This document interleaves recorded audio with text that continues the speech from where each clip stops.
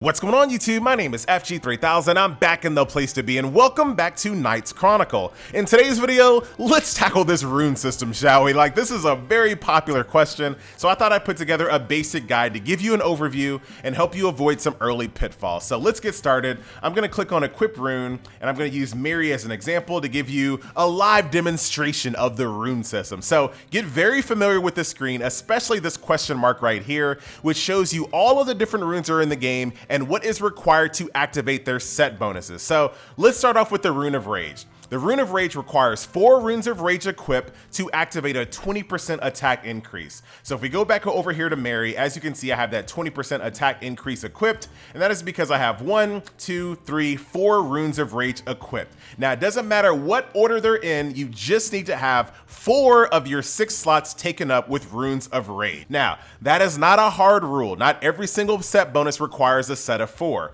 So if we go back over here and we take a look at the Rune of Assault, this only requires 2 Runes of Assault to activate a 5% crit chance. And here I have my 2 runes right here, 1, 2, and I have my 5% crit chance activated. So yes, you can kind of play around with this depending on what your needs are. So if we go back in here and let's say, for example, you have a character that you want to have a ton of life on, you can do this set bonus 3 times by equipping 6 Runes of Life. So you're going to get HP.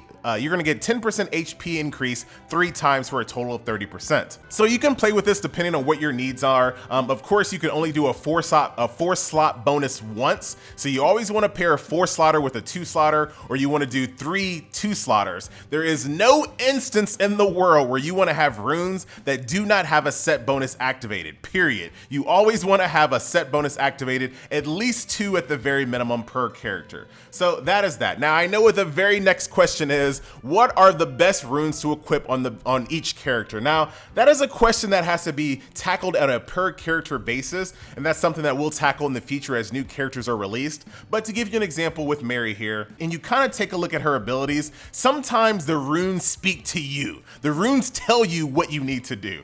So all of Mary's abilities are based on percentage of attack. Her number 1 is, her number 2 is, and her number 3. So if you want to maximize 3 of her abilities, you might want to have runes that kind of help her with percentage to attack. And that's basically what I have here. I have percent attack, and then of course, based off of that, since I already had 4 slots taken up, I decided to go with crit chance. And like I said, this is something that you kind of have to look at a per character basis. Not every character, not every attack based character is going to have the same exact setup. To give you one kind of example with a hypothetical character, let's say you have a character that likes to increase their own crit chance. So an example like that, I would go for Rune of Destruction. Since that character already creates their own crit, I would try to maximize that crit with crit damage. So like I said, that's a conversation that we'll have on a per character basis in the future, but hopefully that gives your mind kind of going and kind of thinking of what you need to do. Now that is only the beginning when it comes to the stats. If only it were that easy. However, it is not.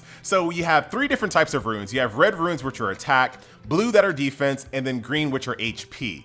So if you take a look at the Rune of Agility, for example, since this is a red rune, the attack stat is static. It'll always be there. However, these 3 stats are all up to the RNG gods, ladies and gentlemen, and that is where the grind really begins, all right? So you're going to be running the rune stage, and I'll show you more of that later on the video, over and over and over again, trying to find the perfect set of these 3 RNG stats, once again, based off of the character that you're trying to maximize. So let me give you more examples here.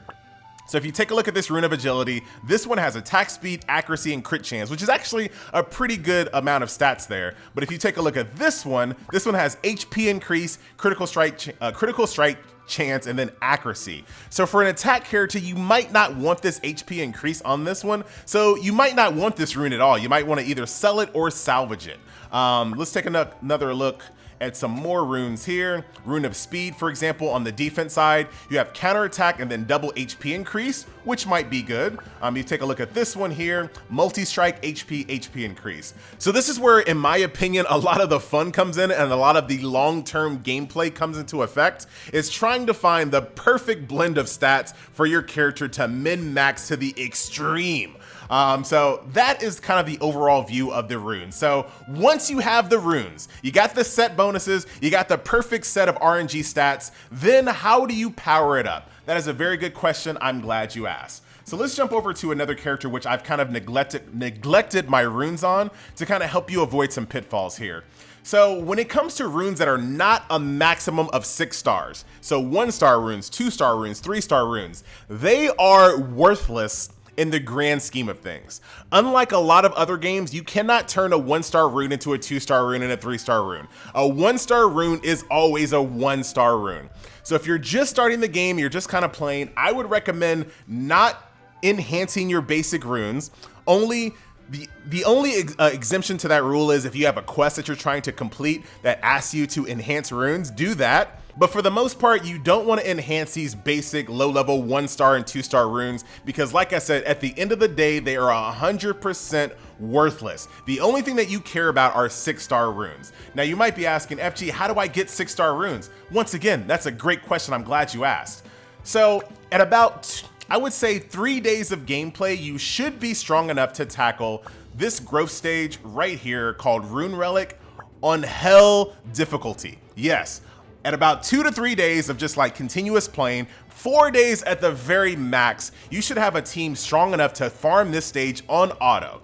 And I'll show you the team that I use. It's not super special. I got a 54 level SR, SSR, another SR, a basic R, and then when I do auto repeat, I do automatically use helpers so I can get some strong allies off of my friends list, and that's it. I can auto play this thing all day without death, getting the highest level runes available, and this is where all of the 6-star runes drop.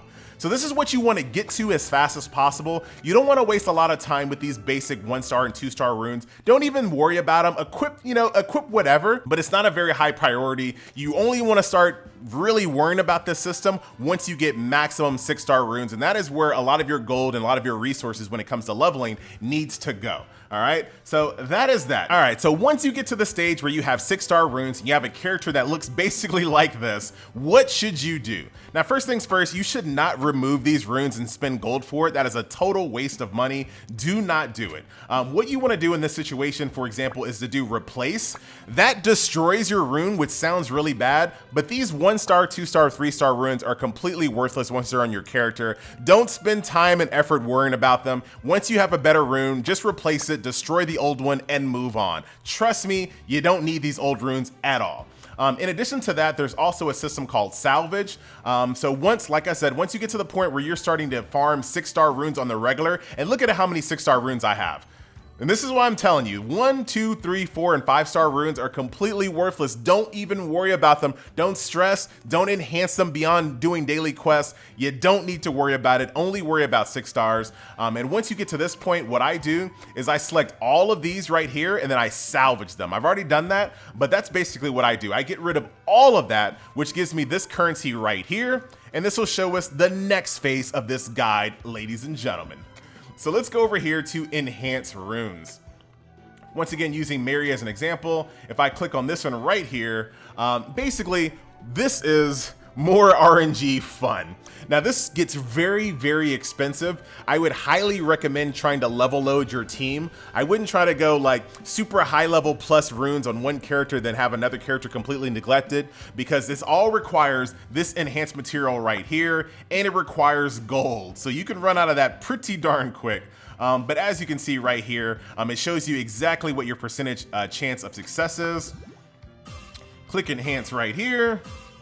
Hope for the best. As you can see, enhance fail, but you can retry this quite quickly.